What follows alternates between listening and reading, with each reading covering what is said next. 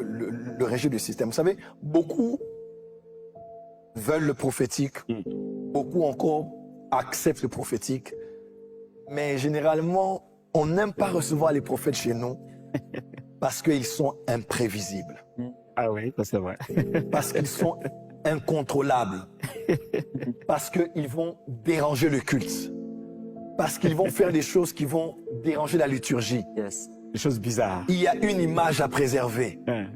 Il y a une réputation à préserver. Nous commençons à telle heure pour finir à telle heure. Les chaises doivent être en ordre.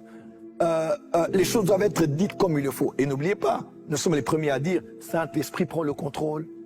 Saint-Esprit conduit ce culte. Saint-Esprit guide ce culte. Mais ce ne sont que des prières des pharisiens. C'est de l'hypocrisie. C'est de la religiosité. Parce qu'une fois que le Saint-Esprit veut oser, l'esprit des prophètes est soumis aux prophètes. Une fois que quelqu'un veut faire quelque chose qu'on n'a jamais vu, Dieu n'est pas un Dieu de désordre, mais un Dieu. Non, la Bible n'a pas dit Dieu est un Dieu. Dieu n'est pas un Dieu de désordre. Dieu n'est pas un Dieu de désordre, mais un Dieu d'ordre. La Bible dit un Dieu de paix. Parce qu'en fait, Dieu n'est pas un Dieu d'ordre. Yes. Oh. Reprends un peu, Oui.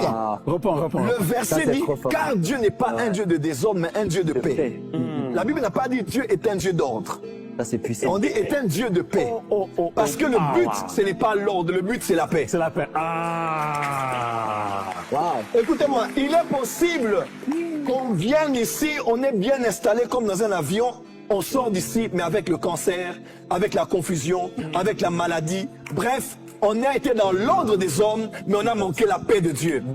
Mais je préfère que les chaises se cassent, que les gens vomissent, que les gens crient là-bas, que le culte soit abîmé, mais qu'un cancer disparaisse, qu'une âme soit consolée, qu'un malade soit guéri. Voilà pourquoi l'ordre de Dieu est plus ordonné que le désordre des hommes.